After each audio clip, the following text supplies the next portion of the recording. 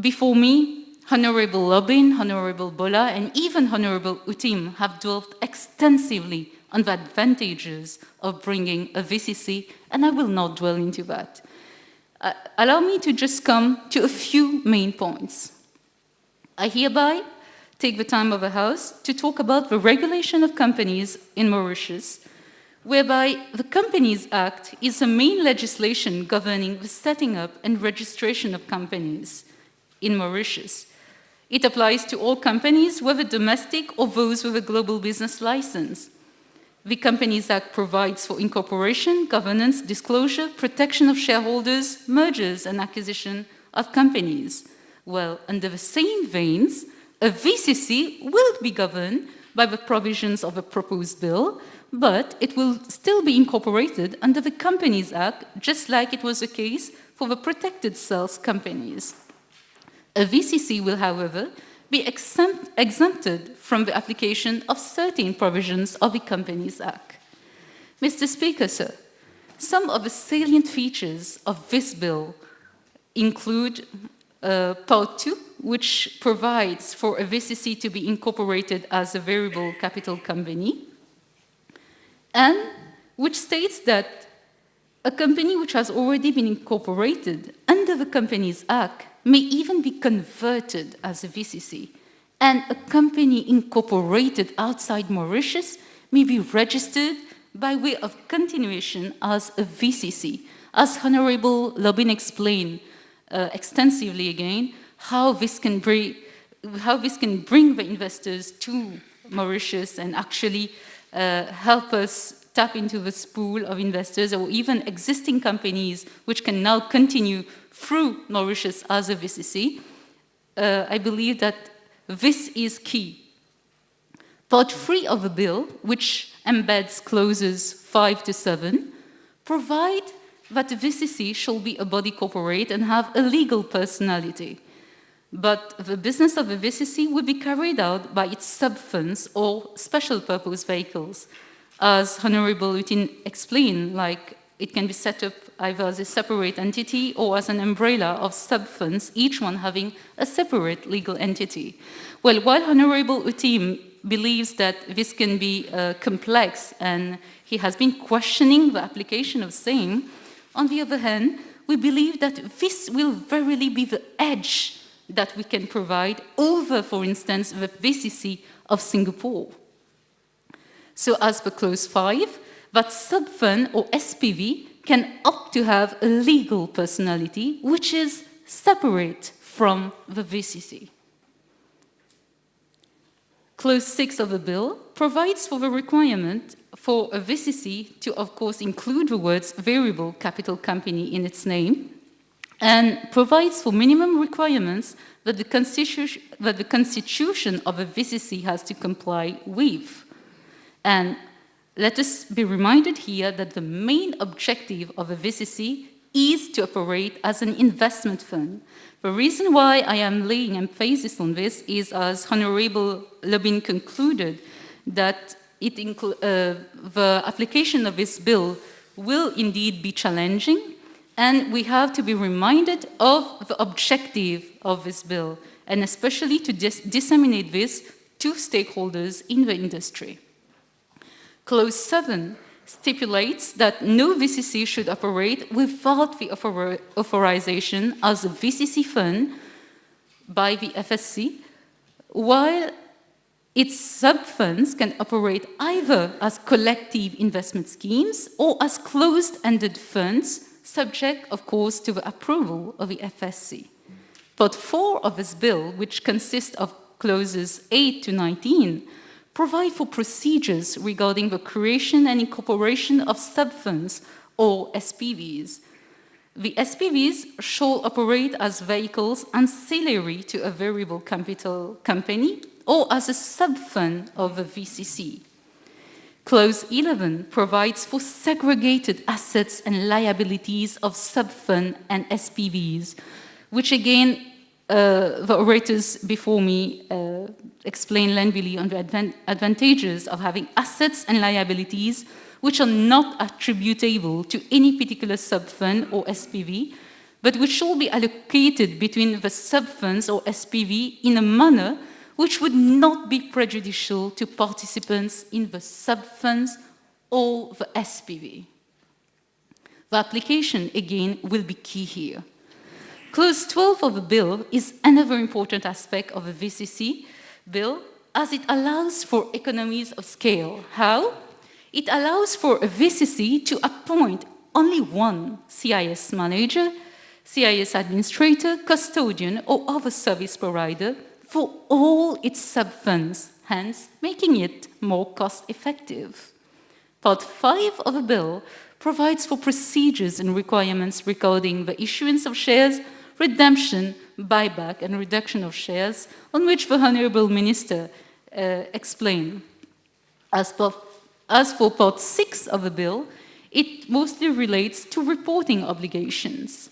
And Part 7 of the bill stipulates that anyone contravening the provisions of the VCC bill shall actually commit a criminal offence and be liable to a fine not exceeding 500,000 rupees and an imprisonment for a term not exceeding 5 years. Mr. Speaker, sir, consequential amendment under this bill, which is being brought under Clause 26, also requires adjustment to the following. The FIAMLA, to include a VCC under the definition of financial institution, the Financial Services Act, to include the Variable Capital Company Act as a relevant act, the Income Tax Act, to provide for the taxation of each sub-fund or SPV separately, the Financial Services Special Purpose Fund Rules 2021, and the Securities Real Estate Investment Trust Rules 2021. Mr. Speaker, sir, allow me again to come to the words of Honourable Utim, who said that we could have done this or we could have done that in the past. But the time is now, because if we want to change things, the time to act is now. So to sum up, I wish to reiterate the main rationale behind this bill today, which is to provide Mauritius with this competitive edge as not only a robust international financial center, but one which can satisfy the growing diverse needs of investors and make it verily be the undisputed choice. Thank you, Mr. Speaker, sir. Honourable Boulel, now you have the floor. Thank you very much, Mr. Speaker. Since you've given me the floor with a nice smile, I'll try to be polite. Mr. Speaker, we are proponents of this bill. It looks like a bunch of roses in the palette of financial services. But whether there are more petals than thorn, time will tell. And let's hope the thorns are not too prickly. Financial services is a sector which is growing, though we had a setback, but I hope we'll recover lost ground. A sector where there is democratization of the economy, a purveyor of gainful employment. But we have to err on the principle of caution. I've listened very intently to speeches delivered by friends on both sides of the House. The Minister mentioned that this is a milestone. Whether he will blaze the trail, time will tell. But it is true, this is a technical bill with far-reaching consequences. I agree it is attractive, an innovative product, but not without risk. And earlier, Honourable Utim made a very interesting point. and canvassed the idea that there should be a legislation for funds. And the VCC is used by international funds for open and closed investment funds and special funds such as hedge and venture capital funds. And it's good we go back in yesteryears to understand the intricacies of the financial services and how the services evolved. Successive governments since 1988 have always tackled aggressive tax evasion and avoidance to make the tax system fairer and simpler. Of course, the mantra has always been neat and clean. But it's fair to say that the narrative has begun to change as from 2015, with the consequences that we were on the grey list of the Financial Action Task Force in February 2020, and the blacklist, of course, taken off early this year following compliance to regulatory and enforcement measures in our commitment to wage war on anti-money laundering and financing of terrorism. Mr. Speaker, I stated in my opening speech and make a plea that we should err on the principle of caution. And the reputation of our jurisdiction has to be protected every inch of the way. The bill is a strong link, but more vital links are needed to emulate the success of Singapore. Not that we want to be a copycat, but Singapore has set the trend, and it's fair that we put on our best endeavor to emulate the success of Singapore. Because this is a world, Mr. Speaker, where there is no free lunch, and the days of preferences are almost behind us, and we have to tread cautiously. With one mistake made, our competitors would be too happy to damage the reputation of our jurisdiction. Some argue that since the demarcation line between tax evasion and tax avoidance is narrow, any loophole would be exploited by money launderers to blur the contour and the edges. The financial services sector's no risk, high reward. And like the Monetary Authority of Singapore, we have to spare no effort and be on the constant watch out. The Monetary Authority of Singapore is paying attention to new ways that dirty money is channeling into the financial system, singling out the new breed of fund companies known as variable capital companies and virtual assets or digital payment tokens. If loopholes are not closed, monitoring and supervisory mechanisms are strictly adhered to. If they are not strictly adhered to, if they are strictly adhered to and loopholes are closed, then Mauritius will be a much sought after jurisdiction. It has been stated, let me reiterate, that the variable capital company has the potential to be a global game changer and a gateway to Africa for funds to be domiciled in Mauritius. It is precisely the reason when I listened to my good friend, and he reiterated it and reminded me that there was wide discussion at the bar of public opinion. But there's also room for the information to be widely disseminated. Because the more the information is disseminated, the better it is for the sector, the better it is for all stakeholders. Because at the end of the day, it is the taxi driver also who will earn a living. Not only the fine gentleman or the lady who is sitting at the director's table, Mr. Speaker. But then this is the politics of empowerment, empowering young people, dedicated people who are academically well endowed, who are willing to make the leap, to move from generic to areas of specialization. This is why we have to put emphasis on training, on reskilling, on skilling, because awareness, endowment, academic prowess, and interaction, exchange of information is important for the sector to grow.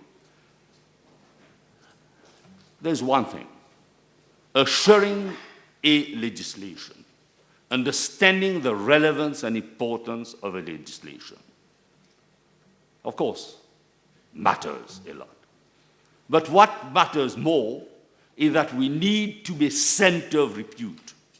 Unfortunately, we are no longer cited as a showcase. And how could I, Mr. Speaker, sir, forget the praise lavished on Mauritius at the Africa Growth Opportunities Act meeting held in early August of 2009 in Nairobi.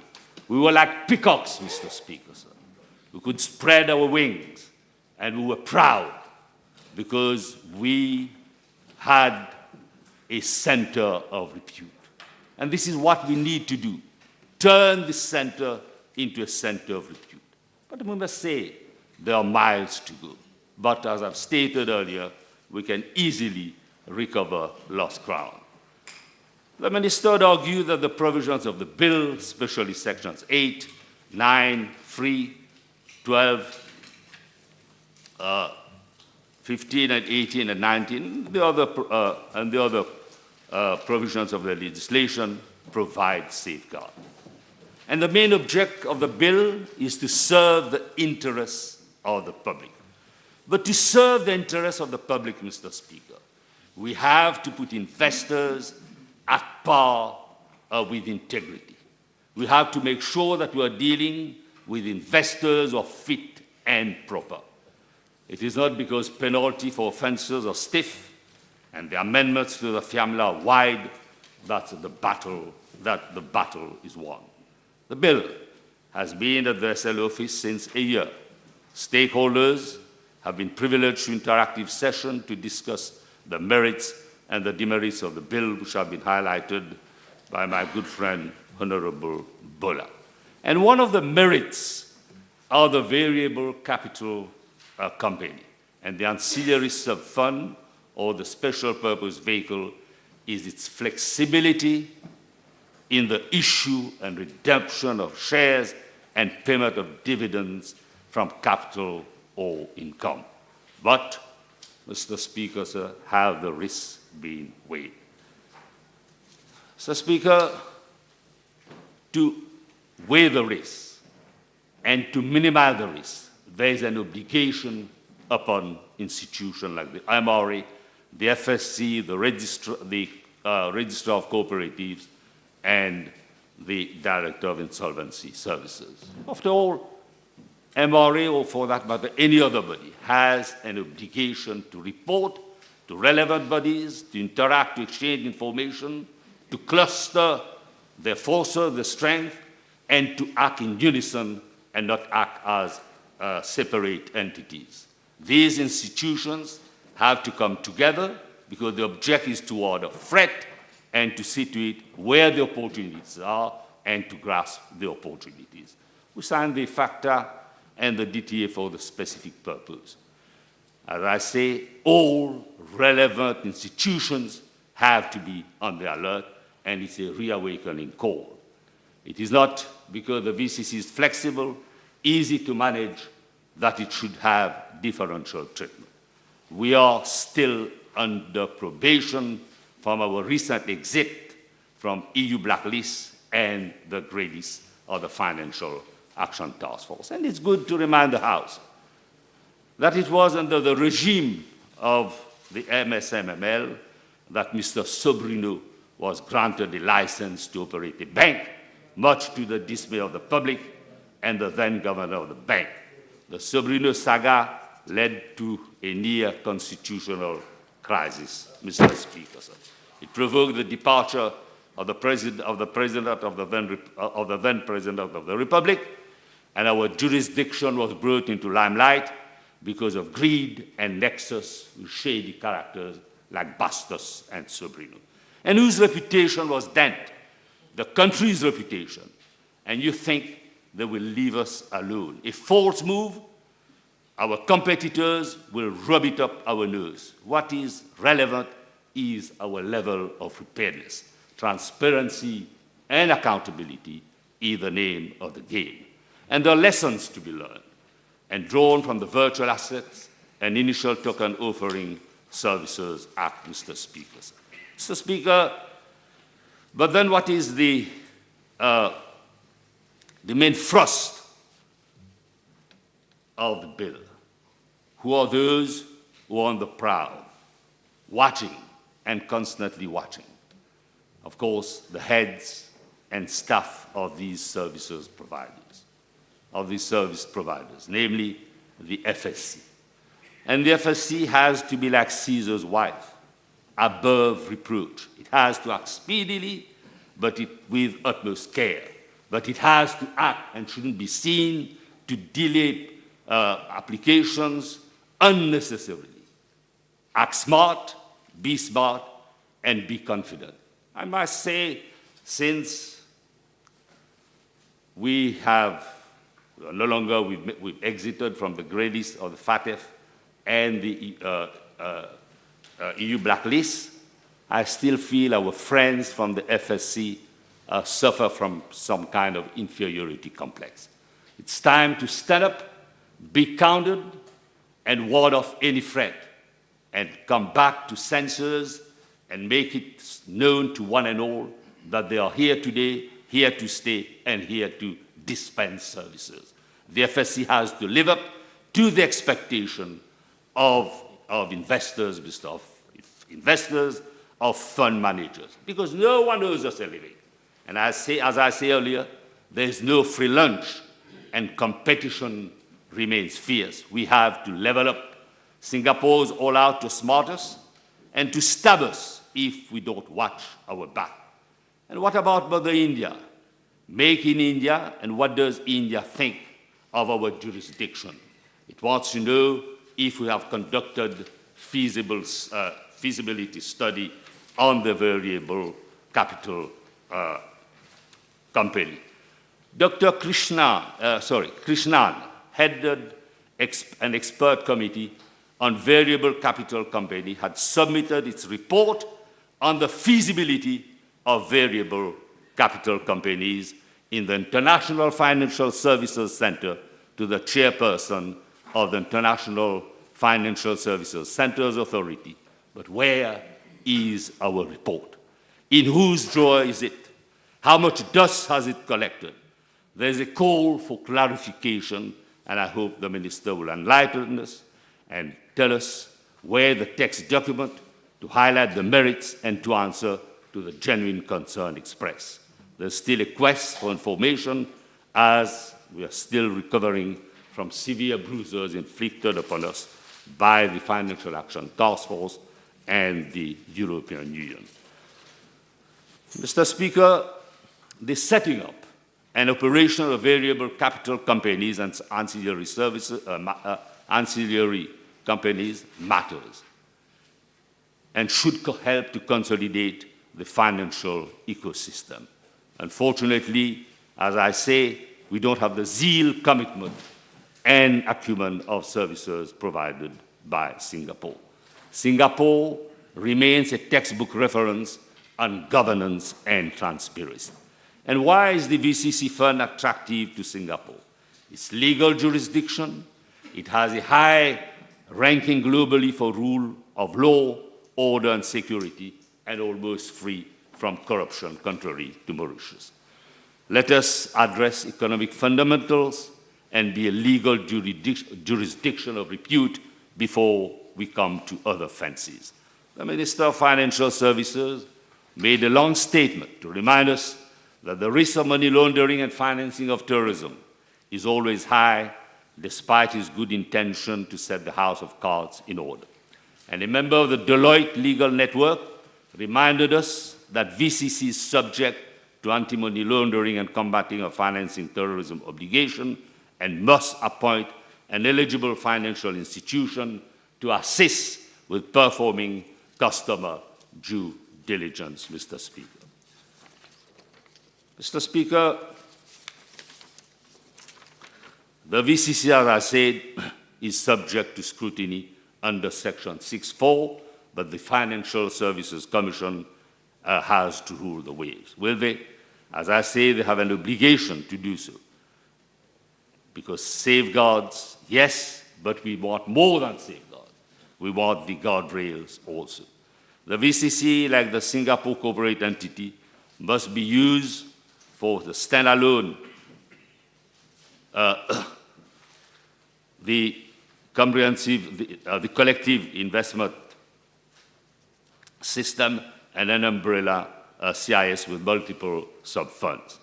Mr. Speaker, financial statements of the funds have to comply fully to the international financial reporting standards adopted by the International Accounting Standards Board, Mr. Speaker. They remain the backstop, the guardrail, and the best safeguard. Since the law was enacted, Mr. Speaker, nothing is or should be taken for granted. It is not because Singapore has many edges on us that we should rush in. My advice, as I've stated earlier, is to err on the principle of caution. Mr. Speaker, let me conclude by saying that there is no room for errors.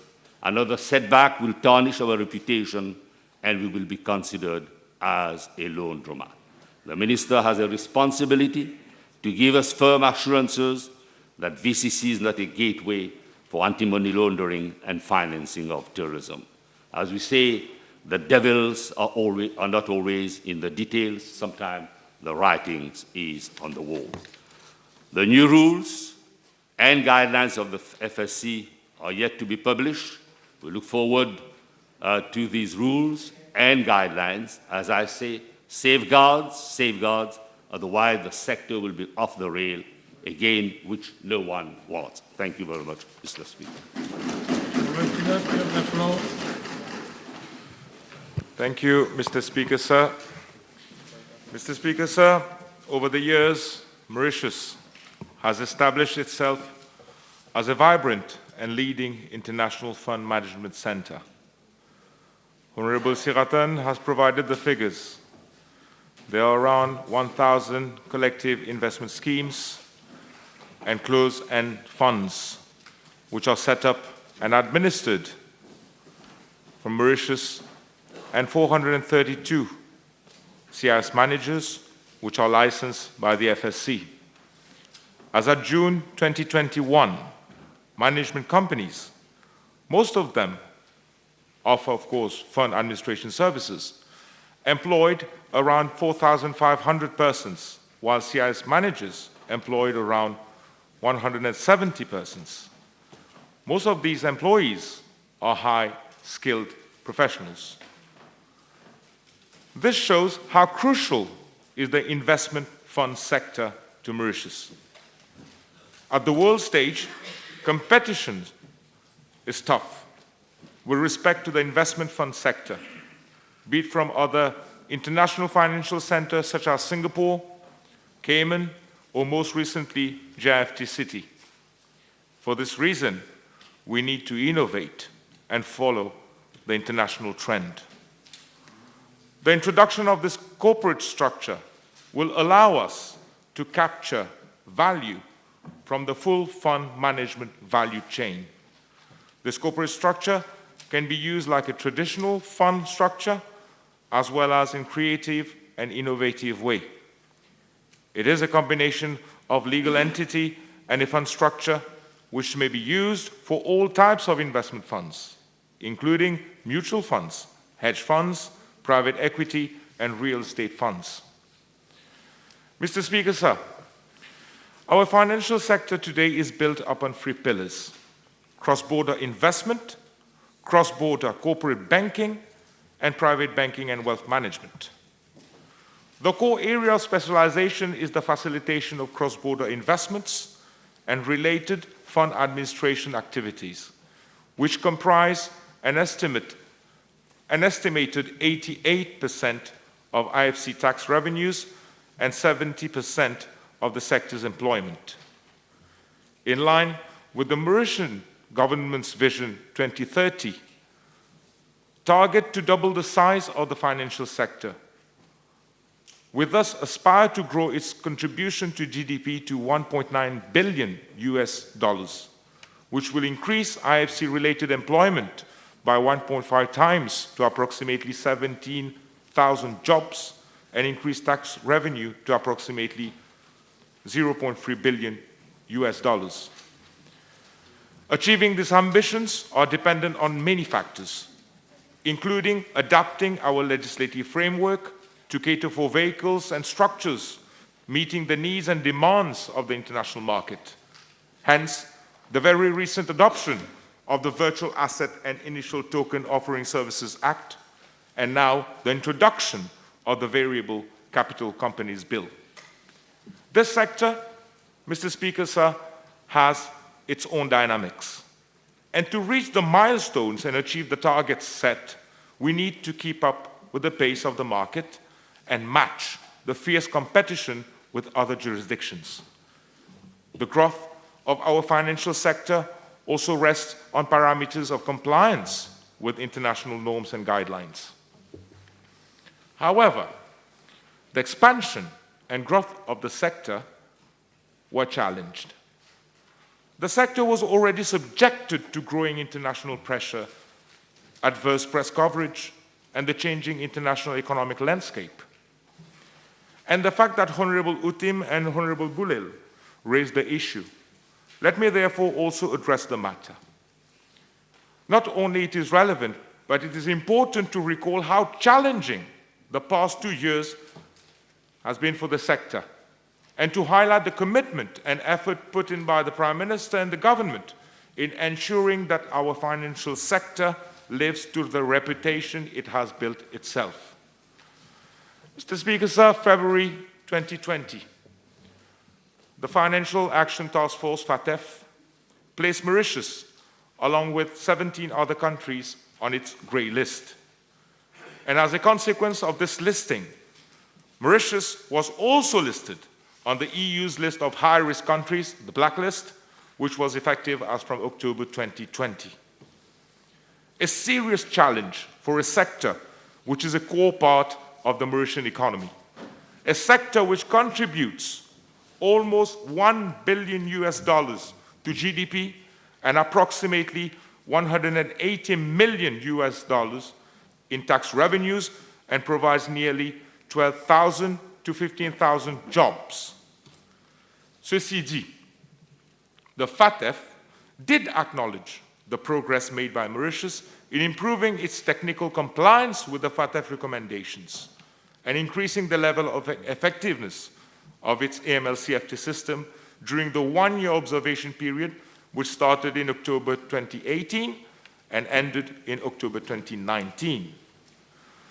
Honorable Boulel is right. Successive governments have contributed in building the reputation of our financial sector. But unfortunately, the level of commitment has varied from government to government. The listing in 2020, Mr. Speaker, sir, did not just crop up within a span of a couple of years. Il faudra remonter dans le temps pour cela. Far back as 2007, when Mauritius underwent a prior assessment in 2007 under the FATF methodology of 2004. The assessment was focused on technical compliance with the then FATF 40+9 recommendations, and the mutual evaluation report was published in August 2008. Several deficiencies were identified therein, in particular regarding the AML-CFT regulation on the designated non-financial businesses and professions, including casinos, real estate agents, legal and accounting professionals. However, limited action was taken to address these deficiencies. En 2012, the FATF reviewed its recommendations, and countries were requested to initiate actions to ensure compliance with the revised recommendation, That is what we now call 40 FATF recommendations. Again, Mr. Speaker, sir, unfortunately, no action was initiated by the authorities at that time, and this resulted in the 2018 MER report with modest ratings for the country. And Mr. Speaker, sir, it is good to note that in practice, after a country has undergone a mutual evaluation, it is expected that it will address all its technical deficiencies within the first 2 years following the adoption of its MER. Subsequently, the country has up to 3 years to improve its level of effectiveness. Actually, the inertia demonstrated at that time from 2008 and subsequently 2012 led to a large number of technical deficiencies being highlighted in the Mauritius MER report, and we were rated low or moderate against all the 11 immediate outcomes. It is only, Mr. Speaker, sir, in 2015 that major changes were brought. 2015, the Asset Recovery Investigative Department under the Asset Recovery Act was introduced. 2018, amendments were made to 19 legislations relating to money laundering, and furthermore, toujours 2018, a new financial intelligence and anti-money laundering regulation was promulgated, which set out the whole range of FATF preventive measures to be implemented by the relevant actors in the industry. Still 2018, we came up with a new Declaration of Assets Bill. 2019, another important piece of legislation, that is the Anti-Money Laundering and Combating the Financial of Terrorism and Proliferation Miscellaneous Provision Act 2019 was enacted. 2020, the AML-CFT Miscellaneous Provision Act 2020 was passed. To be more direct, Mr. Speaker, sir, from 2018 to date, 46 pieces of legislation were amended to assist Mauritius in strengthening its AML-CFT regime. The FATF noted that since the adoption of its MER in 2018, Mauritius has made significant progress in addressing most of the MER recommended actions to improve technical compliance with the FATF 40 recommendations and to increase the level of effectiveness of its AML-CFT system. Le gouvernement was proactive in tackling the strategic deficiencies, inter alia, et sans creuser dans les détails, through the setting up of an interministerial committee chaired by the Honorable Prime Minister himself to monitor closely the progress made in the implementation of the action plan. Mr. Speaker, sir, getting out of the grey and the black list was a result of considerable effort, commitment, determination, and hard work by the government, but also the private operators. Things did not simply roll out of a box. Le Premier Ministre, le Ministre des Services Financiers, and all other officers from different ministries and various stakeholders toiled to make it happen. And the result, Mr. Speaker, sir, Mauritius was commended for its strong political commitment and the sustained progress made in the implementation of the FATF action plan. Just 16 months after placing Mauritius on its grey list, the FATF made the initial determination that Mauritius has substantially completed its action plan. In fact, FATF has concluded that Mauritius has strengthened the effectiveness of its AML-CFT regime and has addressed all the strategic deficiencies identified in its action plan. Several countries went on to congratulate and commend Mauritius for successfully completing the FATF action plan, despite challenges caused by COVID-19 pandemic and the significant progress achieved within such record time frame. Using the words of Honorable Boulel, this is when the peacock actually fully spread its feathers in splendor in front of the whole world. We now continue under the close supervision of the Prime Minister along this path, and will remain committed to maintain the standards set by international supervisory or advisory organizations. Our jurisdiction remains a reference in the financial sphere and remains an international financial center of sound repute. We need to understand that this sector is crucial for the country. Singapore, yes, is a leading jurisdiction in this sector. We all acknowledge the fact that Singapore is rated A, if I can term it as A grade. But in Singapore, the financial sector does not suffer from intense negative publicity of our jurisdiction from the press. Nor does Singapore has members of the opposition that resolve at creating propaganda to paint black the image of the country vis-à-vis la communauté internationale. I say it again, we have to understand that this sector is crucial for the country. This sector employs nearly 15,000 people, and the livelihood of all those thousands of people are at stake. So we need to be reasonable in our approach, and at times leave politics aside and think in the better interests of the country. And Mr. Speaker, sir, this bill is another stone being laid towards the development and growth of the sector. This bill will help regenerate and rejuvenate the fund industry. To conclude, Mr. Speaker, sir, I'm confident that this sector has untapped potentials that this bill will bring forth and further confirm Mauritius as a competitive jurisdiction as opposed to our direct competing jurisdictions. With these words, Mr. Speaker, sir, I wish to commend the Honourable Minister of Financial Services and Good Governance for bringing this bill to the House. Thank you, sir.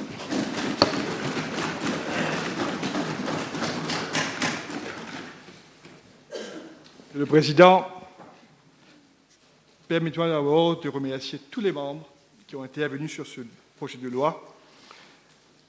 Projet de loi très technique, je dois dire, mais je crois que chacun des membres qui sont intervenus ont pu expliquer le but de ce projet de loi, et j'espère que les autres membres présents ici aujourd'hui ont compris mieux ce projet de loi, et aussi le public qui nous écoute peut comprendre mieux de quoi il en est lorsqu'on parle de Variable Capital Company.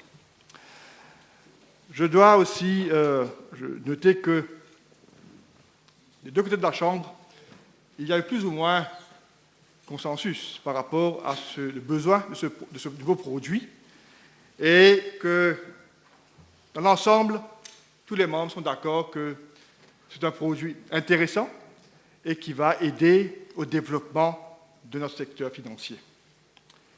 Néanmoins, j'observe que l'honorable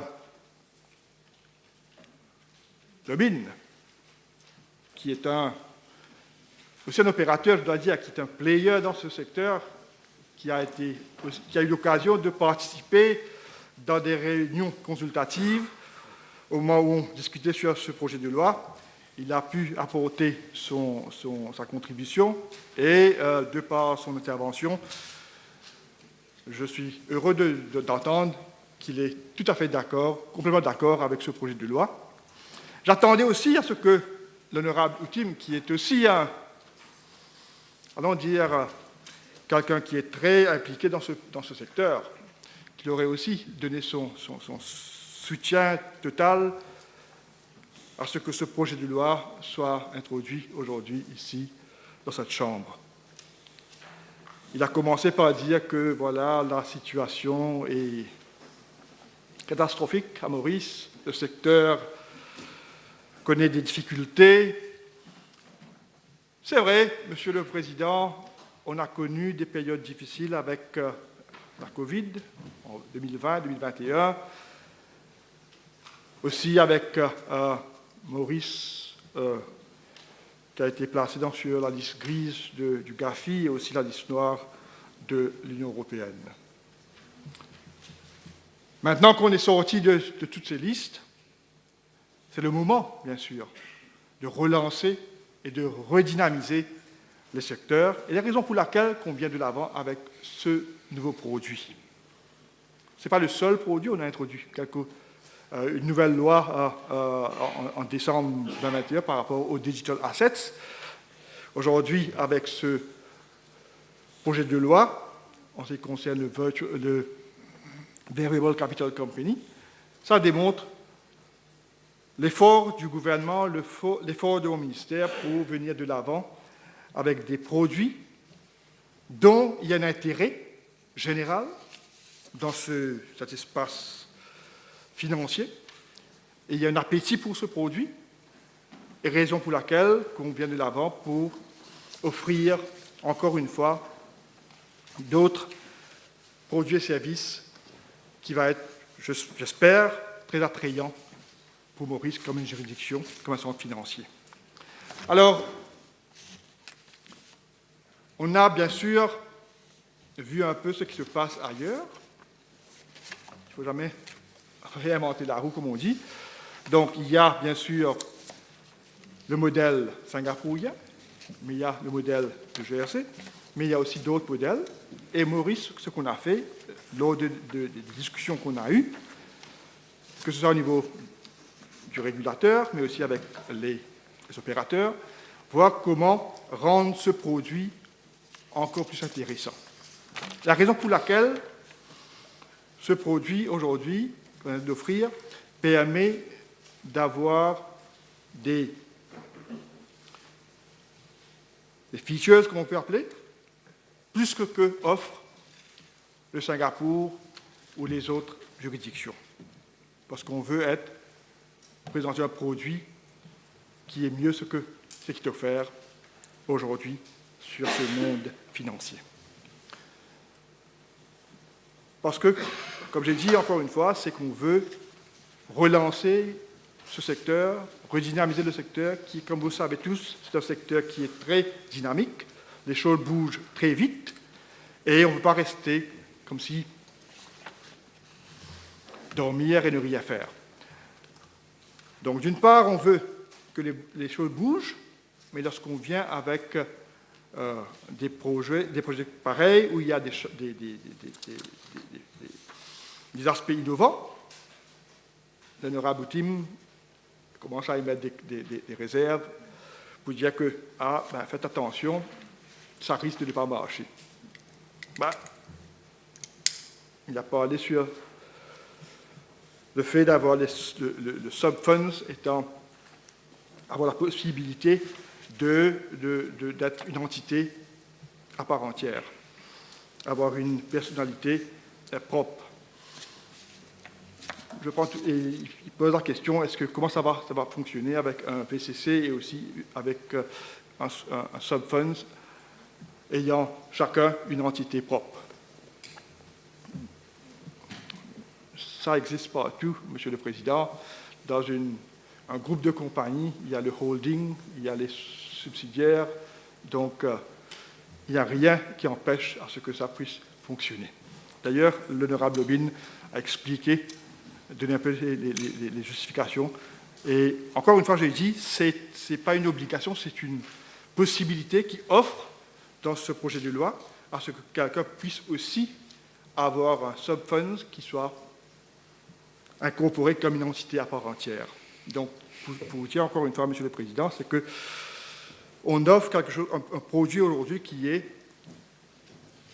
donne plus que les autres juridictions en ont donné. Alors, pour nous, on vient avec tout ça parce qu'il y a eu des longues consultations et il y a cette demande de l'industrie, et raison pour laquelle, aujourd'hui, on vient de l'avant avec ce projet de loi. La réserve émise par l'honorable Boulel par rapport à des risques de blanchiment des capitaux, j'avais fait mention dans mon intervention plutôt que on vient avec un amendement au FIAMLA pour inclure un VCC comme un Financial Institutions, pour que, justement, ça soit capturé sous ce projet de loi, afin qu'il s'adhère avec les provisions de cette loi par rapport à tout ce qui est le blanchiment des capitaux. Donc, je peux donner l'assurance au niveau de cette Chambre, mais aussi à la population et à l'industrie, que ce gouvernement a fait tout ce qui est possible pour sortir Maurice de la liste grise du GAFI et de la liste noire de l'Union européenne. On a travaillé dur pour ça, il y a eu beaucoup d'efforts, beaucoup d'énergie, et en temps record, on est sorti de cette liste. Et personne les gens qui ont été impliqués dans cet exercice, personne ne veut aujourd'hui se retrouver dans ces listes encore. C'est la raison pour laquelle l'effort du gouvernement, c'est de faire tout ce qui est possible, de maintenir le niveau, le standard qui est demandé par des agences comme le GAFI et autres, l'Union européenne, afin qu'on reste toujours en dehors de ces listes. Tout à l'heure, l'honorable Boulel parlait de la réputation de Maurice d'antan, comme une juridiction, un pays où les gens regardaient Maurice comme une référence. Et on a tendance, bien souvent, Monsieur le Président, de sous-estimer ce qu'on fait ici. Et je dis ça toujours parce que j'ai eu l'occasion, ces derniers mois, comme ministre responsable de ce secteur, de rencontrer beaucoup d'étrangers, beaucoup d'investisseurs étrangers, à Maurice comme ailleurs. Et quand ils parlent de Maurice, je dois dire, ils parlent avec des mots élogieux. Ils ont une image de Maurice où il fait bon vivre, où il y a un système, il y a des infrastructures adéquates pour faire du business, où ils veulent venir mettre en place leur structure. Mais, à entendre certains ici à Maurice, on demande est-ce qu'on a besoin des adversaires de l'étranger pour venir nuire à notre réputation. Et c'est ça qui est dommage, malheureusement, Monsieur le Président. Et on prend souvent l'exemple de Singapour. Est-ce que vous entendez un jour un Singapourien dire quoi que ce soit de mauvais de Singapour? Et les parlementaires de surpoids. Donc, il faut qu'on cesse ce genre d'attitude, Monsieur le Président. C'est un secteur qui emploie beaucoup de personnes, des jeunes professionnels, comme a si bien dit le collègue l'honorable Boulel, des gens qui gagnent bien leur vie. Mais ne faites pas cette erreur, Monsieur Lavin Boulel, le cœur, de nuire à la réputation de notre juridiction. Et laissez-moi signaler, il y a à peine quelques semaines, il y a eu une conférence des SAMLAG, où il y a eu la participation d'une délégation mauricienne. Certains sont là hier, aujourd'hui. Ils n'ont pas arrêté de citer Maurice comme l'exemple, en termes de se mettre en conformité avec toutes ces recommandations du GAFI. Aujourd'hui, Maurice est en conformité avec 39 sur 40 des recommandations du GAFI. Et probablement, dans quelques mois, j'espère que vous aussi, vous allez nous soutenir dessus. On sera peut-être le seul pays au monde avec 40 sur 40 recommandations.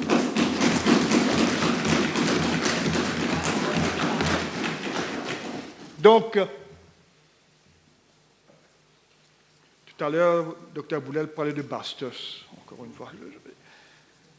Il ne sait même pas que Bastos, à l'époque que Bastos est arrivé à Maurice, il était au pouvoir, dans le gouvernement. Va demander l'honorable leader de l'opposition. Et il va savoir. Donc, c'est bon, j'aime pas retourner en arrière, mais comme il faisait partie, comme il a fait référence à ce monsieur, donc je voulais quand même ramener les choses dans ces perspectives, Monsieur le Président. Donc, pour moi, ce que je veux dire, Monsieur le Président, nous voulons avancer.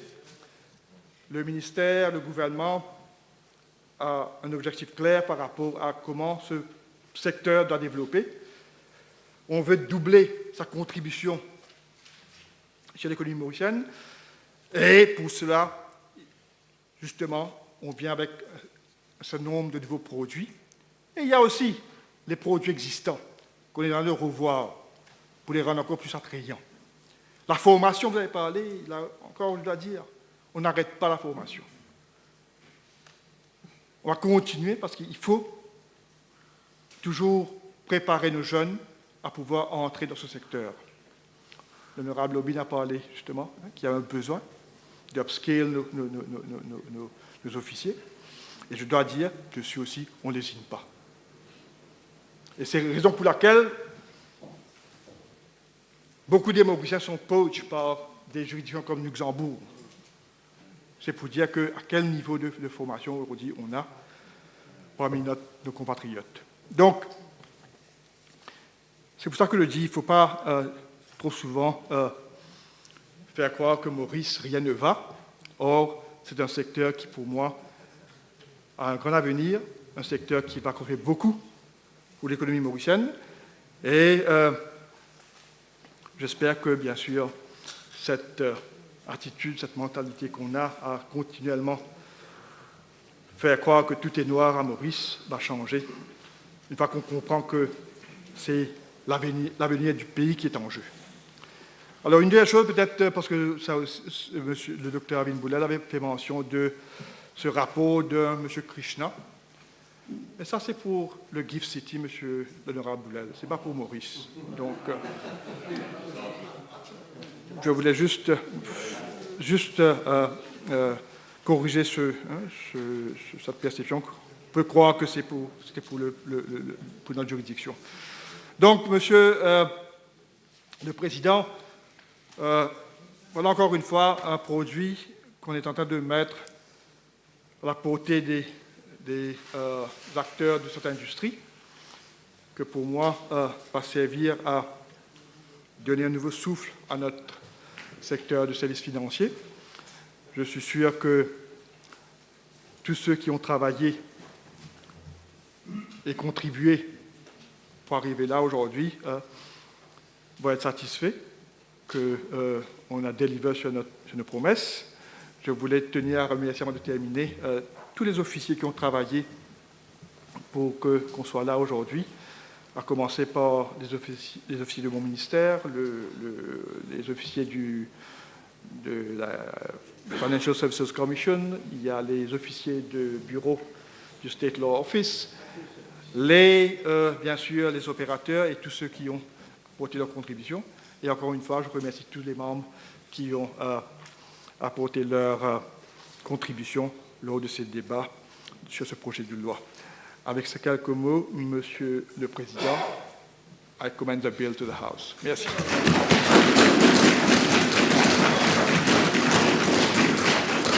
Seconded. The question is that the Valuable Capital Companies Bill number 3 of 2022 be read a second time. Those in favor say aye, those against say no. Ayes have it. Bills Committee stage.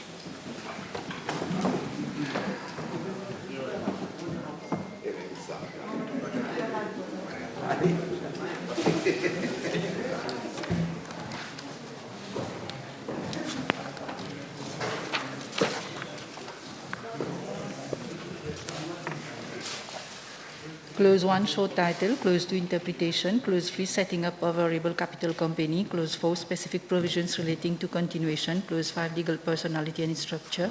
Clause 6, name and constitution. Clause 7, operation of variable capital company.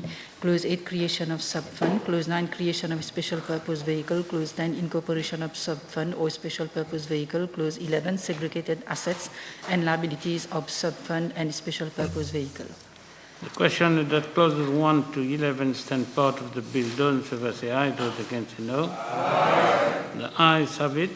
Clause 12, CIS manager, CIS administrator and custodian. Clause 13, disclosure and transactions. Clause 14, cross sub-fund or special purpose vehicle investment. Clause 15, legal proceedings. Clause 16, voluntary winding up of sub-fund or special purpose vehicle. Clause 17, winding up of sub-fund or special purpose vehicle by court.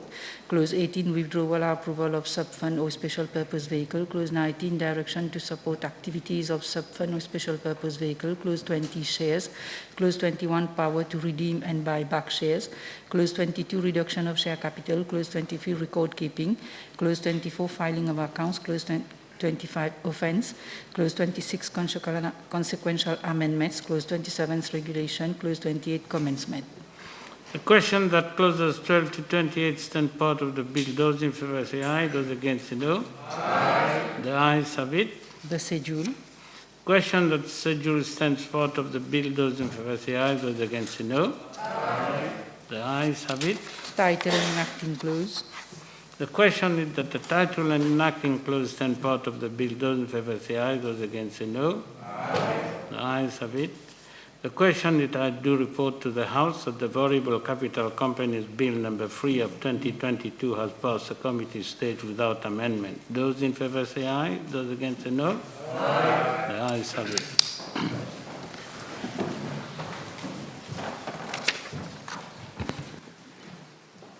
Please be seated. Honourable members have to report to the House that the Variable Capital Companies Bill number 3 of 2022 has passed the committee stage without amendment. Third reading. Mr. Speaker, sir, I move that the Variable Capital Companies Bill number 3 of 2022 be read a third time and passed. Seconded. The question is that the Variable Capital Companies Bill number 3 of 2022 be read the third time and passed. Those in favour say aye, those against say no. Aye. The ayes have it. I move that the Assembly be adjourned to Tuesday, 19th April at 11:30, Mr. Speaker. The House stands adjourned. Adjournment time, I would invite the Deputy Speaker to take the chair.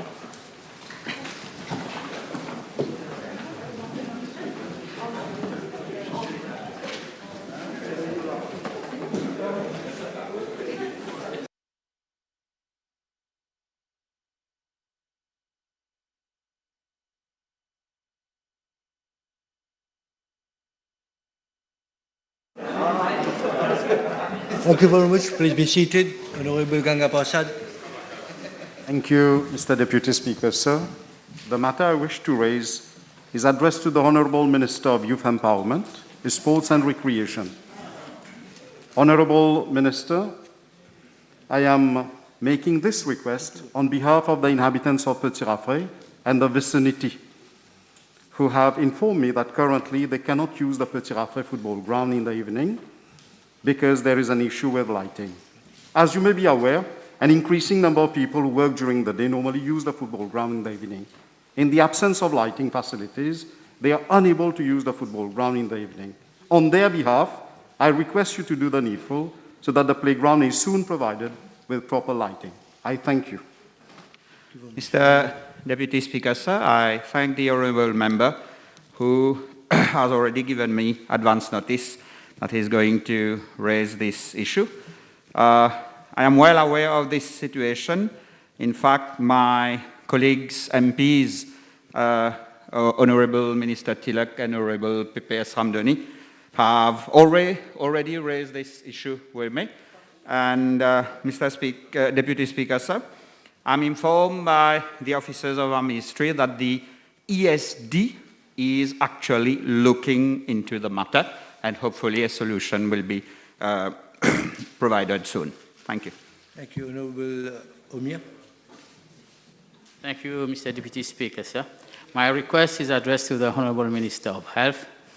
I have had a very emotional request from the very close relatives of baby, whom I'm not going to name, NE, aged 3.5 years old, who has a very severe neurological disorder. As per her treating specialist, she needs very specialized treatment, among which we're talking about stem cell treatment and cannabinoids. I humbly request you to see if you can use your good office to see that these treatment facilities be provided to her. Thank you.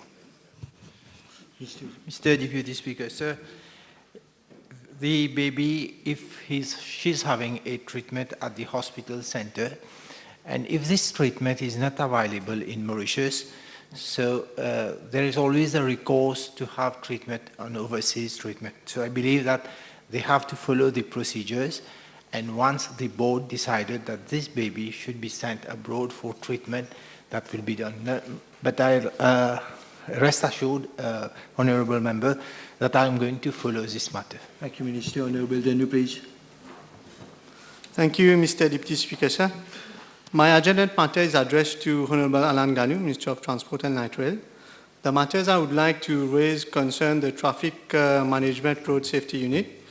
I would like to inform the Minister that many of bus shelters in my constituency of QPIP, Midlands, has been damaged during the cyclone of Batsirai. Many at Saint-Hélène, Midlands, Cité Saint-Luc, Commiation and Saint-Jamil. As you are aware, QPIP is a rainy place, and this is causing many problems for the inhabitants and the users. I would request the Minister if he could use his good office to talk to the Traffic Road Management and Safety Unit to firstly repair and replace the bus shelters as mentioned earlier. And also I would like to request the Honourable Minister to request the TRMSU to look into the road markings in QPIP and Midlands, which is causing a big problem for road users and ambulances traveling to hospital and nearby clinics. Thank you. Thank you. Honourable Minister, please. I thank the Honourable Member, Mr. Deputy Speaker, for the two complaints he has raised. As regards bus shelters, I am informed that there are two types of bus shelters, one which falls under the control of the TMRSU, and the others which are sponsored and fall under the NLTA. I am informed, Mr. Deputy Speaker, sir, those under TMRSU undergo regular maintenance. With regard to those under the control of the sponsors, they are supposed to maintain their bus shelters. And I'm also informed by the NLTA that these bus shelters, in case these bus shelters require any repairs under any circumstances, including following passage of cyclone, it is the responsibility of the promoter to ensure remedial actions. So, nevertheless, Mr. Deputy Speaker, sir, I will take up the matter with the NLTA and with the TMRSU with respect to any bus shelter which has been damaged during the cyclone. With regard to road markings, again, the road markings fall under the aegis of TMRSU, and these road markings, I'm informed, undergo regular maintenance. However, some road markings fall under local authorities. But if the Honourable Member would give me a list of the road markings which are the subject matter which need repainting, I will request the TMRSU to do the needful and to carry out a survey in that respect. Thank you, Minister. Honourable Tu. Merci, Monsieur le Vice-président. Ma requête s'adresse aussi au ministre des Transports terrestres, l'honorable Alan Ganou, concernant un problème d'autobus dans deux endroits de ma circonscription, notamment à Vallée des Prêtres, le trajet Chitrakout-Kraoline-Port-Louis, et à Kongoma, le trajet Kongoma-Port-Louis. Il se trouve que les autobus passent à des heures irrégulières et ne respectent pas les horaires. Du coup, il y a de longues périodes d'attente et les élèves arrivent souvent en retard à l'école. Je demande donc au ministre de bien vouloir faire appel à la NTA afin de rétablir l'ordre. I will certainly look into the matter, Mr. Deputy Speaker. Sir, I will inform the NLTA about the request made by the Honourable Member, but may I inform the House that Vallée des Prêtres is a large locality which is situated in the outskirts of Port-Louis, as we all know. In fact, it is divided into two distinct sub-localities, commonly known as Lower Vallée des Prêtres and Upper Vallée des Prêtres, Chitrakout. It is the UBS, which is the public transport service provider for this locality. In fact, it operates along 5 different routes, and in line with the established bus schedule, bus services are available during the whole day as from 5:25 in the morning up to 18:35 in the afternoon, Mr. Deputy Speaker, at intervals varying from 15 to 20 minutes during peak hours and 30 to 45 minutes during off-peak hours. I am apprised that the NLT has received several complaints regarding the non-observance of timetable, especially during off-peaks. Consequently, the UBS has been informed of the situation, and the latter has agreed to ensure prompt remedial action. Thank you, Minister. Honorable Kira, please. Merci, Monsieur le Vice-président. Ma requête ce soir s'adresse au ministre de la Santé et a trait aux difficultés qu'ont les personnes qui se rendent à l'hôpital G2 pour se faire soigner, à trouver un endroit pour pouvoir garer leur véhicule. Et beaucoup de ces personnes résident dans ma circonscription de Beaubassin-Petite-Rivière. Et d'après les informations qui me sont parvenues, l'aire de stationnement étant occupée exclusivement par le personnel hospitalier, en particulier les médecins. Donc, il est pratiquement impossible pour ces patients ou les membres de leur famille, qui souvent les accompagnent, de pouvoir trouver un endroit pour se garer, ne serait-ce que quelques minutes. Et souvent, je dois faire ressortir qu'il y a des altercations entre les chauffeurs de taxi et les membres du public par rapport à ce problème. Je demande donc à l'honorable ministre de la Santé de bien vouloir s'assurer qu'une solution soit trouvée urgemment. Thank you, Honorable Minister, please. Yes, thank you, Honorable Member. Yes, I agree with you that there is a problem for parking at G2 Hospital. Obviously, we'll look into that matter with the RHD over there. Thank you. Honorable David, please. Merci, Monsieur le Vice-président. Ma requête de ce soir s'adresse au ministre des Transports terrestres et renvoie à une problématique que j'ai soulevée à l'ajournement du 3 novembre 2020, puis à celui du 23 novembre 2021. Il s'agit de la déviation du trafic de bus à travers le morcellement Soubra à Pointe-Sable. Cette déviation, annoncée comme étant temporaire, dure maintenant depuis 2 ans à travers un quartier résidentiel via la rue Guillaume-Apollinaire qui est clairement inadaptée à la circulation de bus. Dans sa réponse du 23 novembre dernier, le ministre des Transports a annoncé une date de fin des travaux de la NDU pour le 15 décembre 2021, à la suite de quoi un test routier devait être conjointement effectué avec la TMRSU le long de la route côtière de Pointe-Sable. 4 mois après la date annoncée des fins de travaux, 2 ans après un trafic de bus incessant et épuisant, les habitants de la rue Guillaume-Apollinaire ont tous signé une pétition pour demander l'arrêt de ce trafic routier, pétition que je dépose ce soir devant notre Assemblée, tout en demandant au ministre où en est ce dossier. Merci. Mr. Deputy Speaker, sir, with regard to this issue of traffic problems at Morcellement-Soubra, Pointe-Sable, true it is that the Honourable Member on 2 occasions raised the issue in the House, but unfortunately I am advised that works for the construction of the footpath and drains by the National Development Unit along the coastal road Pointe-Sable are still ongoing. And therefore the situation is due to the delays in this implementation of the project. From what I understand, Mr. Deputy Speaker, it is expected that these works will be completed by July 2022. Therefore, in view of that situation, buses are still proceeding to the traffic center via Morcellement-Soubra. Once the work would be completed, I can assure the Honourable Member that buses will be rerouted. So I hope the Honourable Member will understand the situation, and I thank him for having raised the issue once again. But I can assure him that on the part of my ministry, we will monitor the situation. Thank you very much, Honourable Dachsheli, please. Thank you, Mr. Deputy Speaker, sir. My request tonight is addressed to the Honourable Minister of Gender Equality and Family Welfare. It concerns some community centres of constituency number 9. However, there are 2 which requires special attention, that of Grand Retraite and Pont Blanc.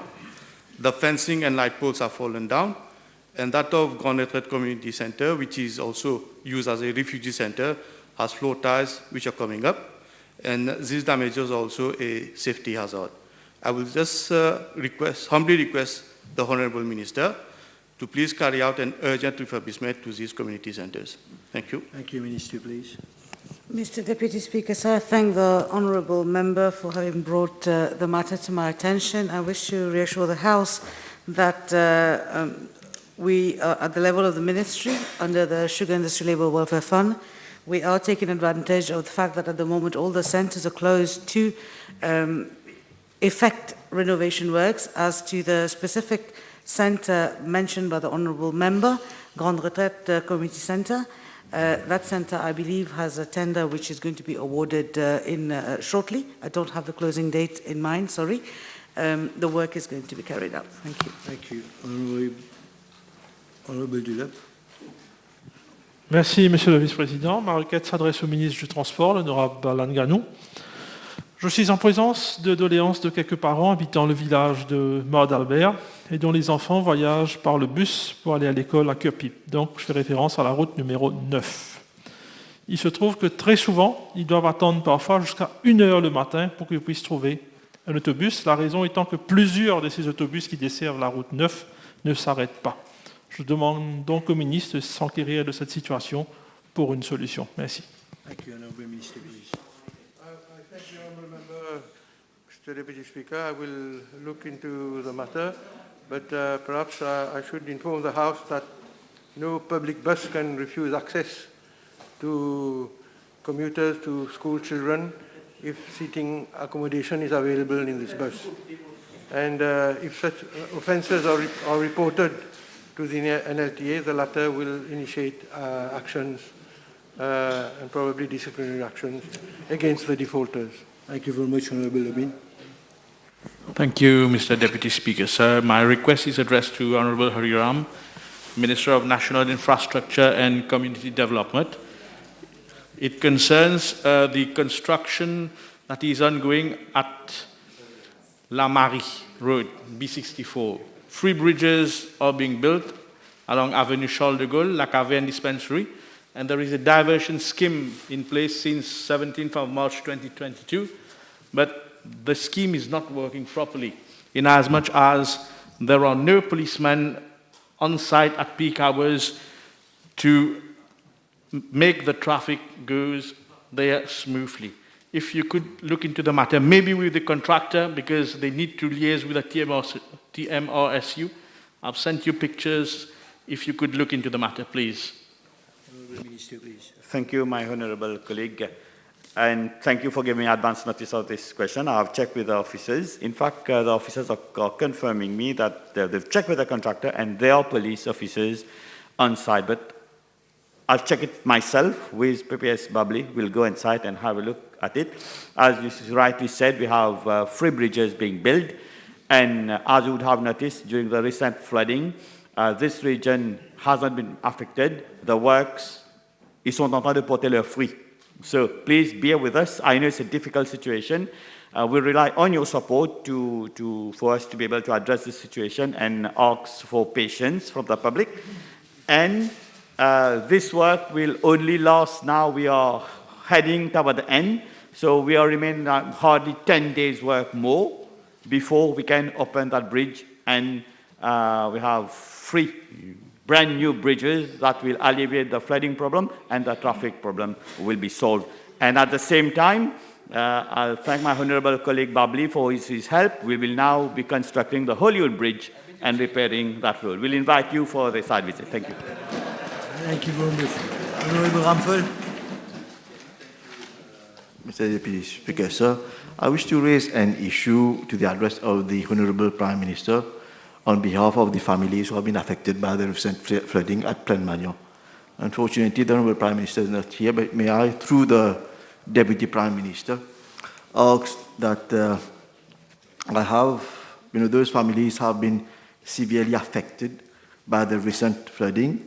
Many of them have sustained substantial material losses, which includes their appliances, furniture, school materials and all that.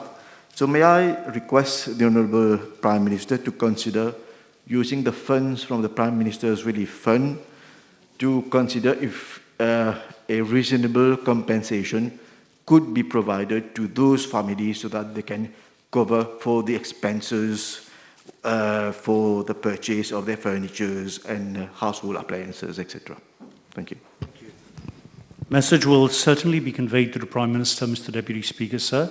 But should I remind the honourable gentleman that the families concerned need to be advised, first and foremost, to give a proper declaration to the police, listing the list of all the items of property loss. Thank you. Merci, Monsieur le Vice-président. Ma requête s'adresse au Premier ministre adjoint, ministre du Logement, du réaménagement du territoire, de l'aménagement du territoire et du tourisme. Et cela concerne les appartements de la NHDC de Bambou et de Bassin. Alors, après les grosses pluies, il nous a été rapporté que pas mal d'appartements sont régulièrement inondés. Il y a des fuites, comme on dit, la case peut couler. Alors, je demanderai humblement au ministre de bien vouloir considérer les doléances de ses habitants et traiter cette situation en urgence. Merci. Thank you, Honourable DPM. Thank you, Mr. Deputy Speaker. I was not aware of this situation until the Honourable Lady raised it with me earlier today, so I would be grateful if she could provide me with particulars of these complaints, and I shall see to it that they are attended to at the earliest by the NHDC. Thank you, Mr. Deputy Speaker, sir. My request is addressed to Dr. the Honourable Vice Prime Minister, Minister of Local Government and Disaster Risk Management, Dr. Anwar Hasnu, with regard to the project construction of a multi-sport complex and music school at the first floor level at the existing Abercrombie Market Fair building. The project started in August 2021 and is expected to be completed in August 2022. However, it has been brought to my attention that there are some serious delays which are causing inconvenience to the inhabitants and to the users of the market fair, following, I think, a confusion with the consultant. So I would humbly request the Vice Prime Minister to look into the matter. Thank you. Thank you, Honourable Vice Prime Minister. Mr. Deputy Speaker, sir, I know, this project, there are a number of issues with this particular project. In fact, I'm planning to have a focus meeting on this particular project because there has been a lot of problems that's been going on for some time. So I'll be contacting all the stakeholders, Municipality of Port Louis, the consultant, the contractor, and the member of Parliament in Constitution number 4. And hopefully, if next week, if I have some time, if it's convenient to everybody, we'll arrange a meeting next week to sort it out. Thank you, Vice Prime Minister.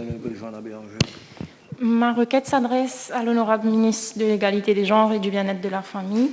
Si je ne me trompe pas, les centres sociaux tombent sous sa responsabilité et en temps normal, ils fournissent des équipements aux habitants de la localité tels que des chaises, des prélats, entre autres, pour les événements comme les mariages, les funérailles, les sessions de prière, etc. Nous le savons, les centres sociaux sont encore fermés actuellement, malheureusement. Cependant, les événements que j'ai mentionnés continuent d'avoir lieu dans le respect des restrictions sanitaires. Et les habitants ont donc besoin de ces facilités. Je demande à la ministre de bien vouloir s'assurer que la livraison des équipements essentiels à ces différents types d'événements puisse être possible, bien évidemment, dans le respect du protocole sanitaire. Merci. Thank you. Honourable Minister, please. Mr. Deputy Speaker, sir, I shall definitely look into the matter and make sure that it is being addressed. Thank you. Honourable Arkechi. Je vous remercie, Monsieur le Vice-président. Ma requête s'adresse au ministre des Transports terrestres et du Light Rail. Je sollicite l'intervention du ministre pour que la ligne de bus existante à destination et en provenance d'Henrietta puisse passer par la NHDC de Camapou à Henrietta pour éviter que les enfants et les usagers des transports publics de cette zone se retrouvent à marcher plus de 1,5 km pour prendre le bus. Je suis en possession d'une lettre du syndic de la NHDC d'Henrietta en date du 2 novembre 2019 adressée au secrétaire permanent de ce ministère à cet effet. Aucune action n'a été prise à ce jour, malgré les promesses datant de décembre 2015. Je vous remercie, Monsieur le Vice-président. Thank you. Honourable Minister, please. Yes, Mr. Deputy Speaker, I have been informed by the NLTA because the issue raised by the honourable member was the subject matter of a PQ, which unfortunately was not answered. Therefore, I have the information that the NSDC estate of Argeta is found at 500 meters from Beau Cascade bus station. I am further informed that buses operating along the following routes serve this bus station: 3B, 66, 134, 141, and 255. But nevertheless, Mr. Deputy Speaker, sir, as a result of the request made by the inhabitants, my ministry will make necessary arrangements for a joint road test to be carried out by the TMRSU and the NLTA, based on which a decision will be taken with regard to the extension of the aforementioned bus services up to the NSDC estate of Argeta. I am informed that the number of inhabitants residing at the NSDC estates of Argeta is, in fact, approximately 500, Mr. Deputy Speaker, sir. And as I said, 4 lines, 4 bus services which are available from this bus station, different, follow different routes, the 3B, the 66, as I just said, and 3 other routes. So it will depend on the report, everything will depend on the report which will be provided by the TMRSU and then NLTA, and the decision then will be taken. Thank you very much. I think we're done. Good night.